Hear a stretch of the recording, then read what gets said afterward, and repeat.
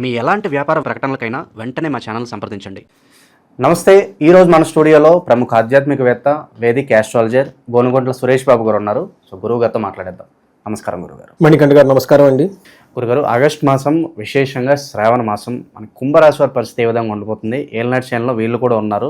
మరి ఈ మంత్ ఏమన్నా రిలీఫ్ ఉంటుందంటారా? ఓవరాల్గా ఎలాంటి జాగ్రత్తలు, ఎలాంటి పరిహారాలు తీసుకుంటే బాగుంటుందంటారా? సో ఒక ముక్కలో చెప్పాలంటే వీళ్ళకి తటస్థంగా నుంచి బెటర్గా ఉంటుందండి. ఇబ్బంది అయితే లేదు. ఏలినాడ్సిన ఇబ్బందులు అయితే ఉన్నాయి, కానీ మిగతా గ్రహాలు గురువు కానివ్వండి, తర్వాత మంగళ కానివ్వండి, శుక్రుడు కానివ్వండి, బుధుడు, శుక్రుడు ఇలాంటి గ్రహాలన్నీ వీళ్ళకి చాలా అనుకూలంగా ఉన్నాయి. ఒక సూర్యుడు, తర్వాత శని, తండ్రి కొడుకులు అనమాట. వీళ్ళిద్దరే అనుకూలంగా లేరు ఈ రాశి వాళ్ళకి. మిగతా గ్రహాలన్నీ చాలా పాజిటివ్గా ఉన్నాయని చెప్పుకోవాలి. ఒక రకం చెప్పుకుంటే ఆగస్టు మంత్ కొంచెం బెస్ట్గానే ఉంటుంది. ఇంతకుముందు రాశులతో కనుక, ఇంతకుముందు మాసాలతో కనుక కంపేర్ చేసుకుంటే.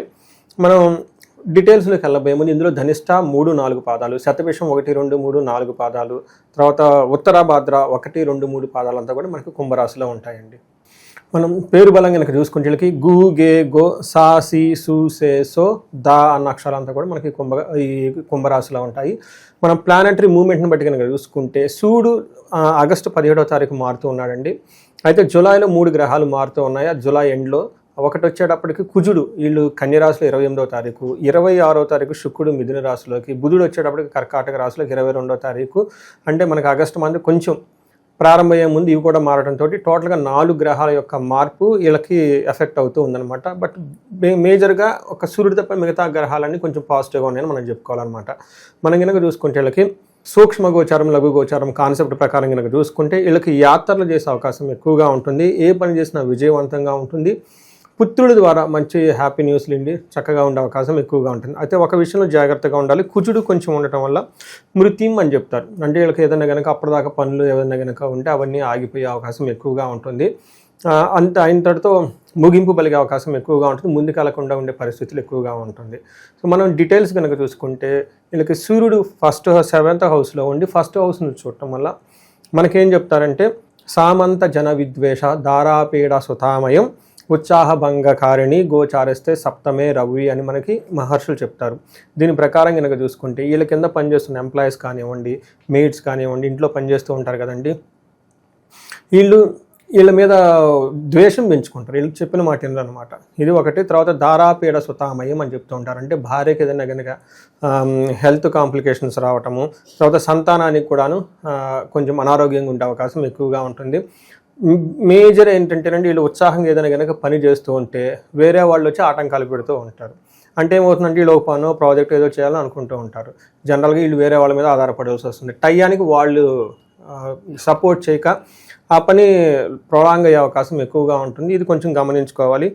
సో వీళ్ళకి కొంచెం హెల్త్ కూడాను టైర్డ్నెస్ ఎక్కువగా ఉండే అవకాశం ఎక్కువగా ఉంటుంది. కొద్దిగా మార్నింగ్ జాగింగ్ అవన్నీ చేస్తూ ఉంటే, సూర్య నమస్కారాలు కనుక చేస్తూ ఉంటే చాలా బాగుంటుంది. తర్వాత కుజుడు వీళ్ళకి 8th హౌస్లో ఉన్నారు. అగైన్ కుజుడు అనేది 8th హౌస్లో ఆ పొజిషన్ అయితే మంచిది కాదు, కానీ అతని దృష్టి మంచిది. కుజుడు ఇక్కడ మిక్స్డ్ రిజల్ట్ ఇస్తారని మనకు చెప్పుకోవచ్చు. కుజుడు 8వ ఇంట్లో ఉంటే ప్రవాస కార్య సానిహత్ కసారోగ పీడనం స్థాననాశన రుణచ్ఛేద అష్టమస్తే ధారాశుతి అని మనకి మహర్షులు చెప్తూ ఉంటారు. దీని ప్రకారం కనుక చూసుకుంటే దేశాంతరాల్లో ఉండటము, పనులు జరగకపోవటము, తర్వాత విపరీతంగా దగ్గొచ్చే అవకాశం ఎక్కువగా ఉంటుంది. స్థాననాశనం, వీళ్ళు కనుక ఏదైనా ప్రాజెక్ట్ కానీ ఏదైనా కనుక తలపెడితే అందులో సరైన రిజల్ట్లు రాక ఆగిపోయే అవకాశం ఎక్కువగా ఉంటుంది. అంతేకాకుండా రుణచ్ఛేద, తర్వాత అప్పులు వాళ్ళ బాధలు ఎక్కువయ్యే అవకాశం ఎక్కువగా ఉంటుంది. ఇది కుజుడు మనకి నెగిటివ్ సైడ్లో రిజల్ట్ ఇస్తూ ఉంటారు అనమాట. మనం పాజిటివ్ సైడ్లో కనుక తీసుకుంటే వీళ్ళకి మనీ ప్రకారంగా చాలా బాగుంటుంది. ధనంతో పాటు విజయం కూడా వచ్చే అవకాశం ఎక్కువగా ఉంటుంది. కుజుడు ఇక్కడ మనకి మిక్స్డ్ రిజల్ట్ ఇస్తున్నారని చెప్పుకోవాలి. శుక్రుడు మనం కనుక చూసుకుంటే వీళ్ళు 5th హౌస్లో ఉండి భాగ్యం, లక్కును తీసుకొని వస్తున్నారు ఈ మాసంలో. వీళ్ళకి మీరు అడిగారు కదండి, వీళ్ళకి ఏలినాటి శని నడుస్తుంది. సో శుక్రుడు వీళ్ళకి 5th హౌస్లో ఉండటంతో అన్ఎక్స్పెక్టెడ్గా ఎవరో వచ్చి వీళ్ళకి పరిచయం కావటం, ఏదో ఒక విధంగా ధనం రావటం, వాళ్ళ ఊహించిన విధంగా వచ్చి హెల్ప్ చేసే అవకాశం వీళ్ళకి ఎక్కువగా ఉంటుంది. మనకేం చెప్తారంటే దాసీభృత్య జనలాభ నిత్య సంతోష మృష్టాన్న భోజనం ధనధాన్యాభిష్టార్థ పంచమస్తే భవేద్ భృగో అని మనకి సంస్కృతంలో చెప్తారు. దీని ప్రకారం ఏమంటే దాసీజనులు అంటే మన సూర్యుడు ఏమని చెప్తున్నాం, వాళ్ళకి ఇబ్బంది పెడుతున్నారని చెప్తుంటే శుక్రుడు దీన్ని మనకి సపోర్ట్ ఇస్తూ ఉన్నారనమాట. అంటే ఆల్టర్నేటివ్ ఎవరో ఒకళ్ళు వచ్చి ఇలా హెల్ప్ చేస్తారని మనం చెప్పుకోవచ్చు. మంచి భోజనం చక్కగా టయానికి తింటూ ఉంటారు.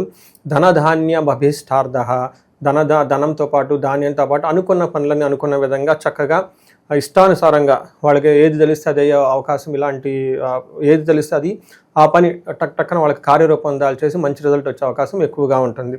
ఓవరాల్గా కనుక చూసుకుంటే వీళ్ళకి జెంట్స్ అయితే లేడీస్ ద్వారా వీళ్ళకి ఒక లాభం ఎక్కువగా కనిపిస్తూ ఉంటుంది. ఇన్ కేస్ లేడీస్ అయితే జెంట్స్ ద్వారా వీళ్ళకి లాభం వచ్చే అవకాశం ఎక్కువగా ఉందని మనం తెలుసుకోవాలి. ఇక విశేషంగా ఈ రాశిలో ఏ నక్షత్రాలు ఉంటాయి, వాళ్ళకి ఎలా ఉండబోతుంది? ఇందులో మనకి ధనిష్ట, శతభిషం, పూర్వభాద్ర నక్షత్రాలు ఉంటాయండి. ఇందులో ధనిష్ట నక్షత్రం కనుక చూసుకుంటే వీళ్ళకి రాజ్య లాభము చూపిస్తుంది. అంటే వీళ్ళకి ఏదైనా ప్రమోషన్ రావడం కానివ్వండి, నెక్స్ట్ స్టెప్ కెరీర్లో ఒక ఇంప్రూవ్మెంట్ రావటం, లేదంటే వీళ్ళు కొంచెం ఏలినాడ్సిన్తో ఉన్నారు కాబట్టి ఏదో ఒక కొత్త అవకాశం వచ్చే అవకాశం వీళ్ళకి ఎక్కువ కనిపిస్తూ ఉంటుంది. లాభప్రదంగా ఉంటారు. అయితే వీళ్ళకి దరిద్రము, అతి భయము, రోగము 3 చూపిస్తున్నాయండి. హెల్త్ కాంప్లికేషన్స్ ఉండటము, లేదంటే ఏదో ఫైనాన్షియల్ క్రైసిస్ రావటం, అతిగా భయపడిపోతూ ఉండే సిచ్యువేషన్స్ ఎక్కువగా ఉంటుంది. రెండోది శతభిష నక్షత్రం వాళ్ళకి వీళ్ళకి ధన ప్రాప్తి, లాభము, రాజ్య లాభము చూపిస్తుందండి. 3 పాజిటివ్గా, ఒకటి ధనం వస్తుంది, కెరియర్లో ఒక ప్రమోషన్ వచ్చేస్తుంది, లాభప్రదంగా కూడా ఉంటుంది. కానీ వీళ్ళకి భయము, రోగము, దరిద్రము 3 చూపిస్తున్నాయి ఈక్వల్గా. కొంచెం బంధించబడినట్లుండే సిచ్యువేషన్స్ వీళ్ళకి ఎక్కువగా ఉంటుంది. శతభిష కనుక చూసుకుంటే కొన్ని పాజిటివ్గా ఉన్నాయి, కొన్ని నెగిటివ్గా ఉన్నాయి, అంటే బ్యాలెన్స్డ్గా ఉందని మనం చెప్పుకోవాలన్నమాట. అయితే పూర్వభాద్ర నక్షత్రం కనుక చూసుకుంటే వీళ్ళకి ధన ప్రాప్తి చక్కగా ఉంది, లాభప్రదంగా ఉంటుంది. భయము, ధనహీనత చూపిస్తుంది. ధనహీనత కొంచెంగా ఉంది. బట్ మేజర్ ప్రాబ్లం ఏంటంటే వీళ్ళకి భయపడే సిచ్యువేషన్స్ ఎక్కువగా ఉంటుంది. అది కూడాను లేడీస్ ద్వారా అని మనం చెప్పుకోవచ్చు. అలానే వీళ్ళకి బంధించబడినట్లుండే సిచ్యువేషన్స్ ఉంటుంది. అంటే వీళ్ళకి సరైన డెసిషన్ తీసుకోలేక ఎలా వెళ్తే బాగుంటుంది ఏంటి అని ఒక ప్రెషర్కి గురయ్యే అవకాశం ఎక్కువగా ఉంటుంది. వీళ్ళు కనుక జ్యోతిష్కుల్ని కలిసినా కానీ, లేదంటే గురువుల్ని కలిసినా వీళ్ళకి సరైన పద్ధతి, వీళ్ళకి దారి వీళ్ళకి చూపిస్తారని చెప్పేసి మనం తెలుసుకోవచ్చండి. ఇక విశేషంగా ఈ మాసం ఎలాంటి పరిహారాలు వీళ్ళకి బాగా ఉపయోగపడతాయి అంటారు గురుగారు? మనం కనుక చూసుకుంటే వీళ్ళకి సూర్యుడు అంత అనుకూలంగా లేరండి. ఒక్క సూర్యుడు కనుక వీళ్ళకి చక్కగా సహకరిస్తే టోటల్గా చాలా బాగుందని మనం చెప్పుకోవచ్చు. సూర్యుడికి సంబంధించి ఆదిత్య హృదయ స్తోత్రం చదువుకున్న, సూర్య అష్టకం చదువుకున్న, తర్వాత సూర్యుడు వచ్చేటప్పటికి నమస్కార ప్రియుడు అంటారు. మనకి సూర్య నమస్కారాలు చేసినా కానీ చాలా చక్కగా కలిసి వస్తుంది. ఎవరికైనా కనుక అగ్ని కార్యం, లేదంటే అగ్నిహోత్రం ఇలాంటివన్నీ కనుక చేస్తే చాలా చక్కగా కలిసి వస్తుంది. ఇది కాకుండా 1 కేజీ గోధుమలు కనుక గుడిలో కానీ, బ్రాహ్మణులకు కానీ, లేదంటే పురుషులకు కానీ దానం కనుక చేస్తుంటే, లేదంటే ఆవుకి, ఇంకే అవి మనకి దేశీయ ఆవులు అంటారు కదండి, ఈ ఆవులకి మనకి బనానా తినిపించినా కానీ, ఇంకోటి తినిపించినా కానీ, బ్రెడ్ ఇలాంటివి కనుక తినిపించినా కానీ వాళ్ళకి ఈ దోషం పోయేసి చక్కగా ఉంటుంది. అంతేకాకుండా ఫాదర్ లాంటి ఫిగర్స్ ఉంటారు, ఫాదరు, పెదనాన్న, లేదంటే కొంచెం తాతలు, ఇలాంటి వాళ్ళ దగ్గర ఆశీర్వాదం తీసుకొని వాళ్ళకి ఏమైనా బట్టలు ఇచ్చినా కానీ ఈ సూర్యుడు వాళ్ళకి చాలా హ్యాపీగా ఫీల్ అయిపోయేసి ఆ దోషం అంతా పోతుంది. ప్లస్ వీళ్ళకి మంచి డైరెక్షన్ కూడా వీళ్ళకి వస్తుందని చెప్పుకోవచ్చు. ఇది కాకుండా మనం కనుక చూసుకుంటే వీళ్ళకి ఏలినాడ్సిన వాళ్ళ ధనానికి చాలామంది ఇబ్బంది పడిపోతూ ఉన్నారు. చాలామంది నేను లాస్ట్ ఇయర్ కుబేర పాశుపత అభిషేకము, లేక విశేషంగా మహాలక్ష్మి హోమం ఇవన్నీ చేసినప్పుడు ఈ రాశి వాళ్ళు కూడా ఎక్కువ మంది వచ్చేసి మనకి ఇవి చేయించుకున్నారనమాట. ఇవి కుబేరు పాశుపతము, లక్ష్మీ విశేష హోమం ఇవంతా. అయితే కొంతమంది చేయించుకోలేకపోయారు. ఒక ధనానికి సంబంధించి కొంచెం రేట్ ఎక్కువ ఉండటం అయితేనేమి, 1-to-1 వాళ్ళ ఇంట్లో చేయాలండి కాబట్టి. అయితే ఇవన్నీ దృష్టిలో పెట్టుకొని ఈసారి సామూహికంగా అరేంజ్ చేయడం జరిగింది. అందులో కూడా శ్రావణ మాసం లాస్ట్ శుక్రవారం చేస్తూ ఉన్నాము. అందులో లాస్ట్ గురువారం, వచ్చే గురువారం రోజున కుబేర పాశుపత అభిషేకం చేస్తున్నాం, ధనం ఇంట్లో స్థిరంగా ఉండటానికి. తర్వాత మహాలక్ష్మి విశేష హోమం ఒకటి చేస్తూ ఉన్నామండి. ఇది వచ్చేటప్పటికి శీఘ్రంగా వీళ్ళకి త్వరగా ధనం రావడానికి.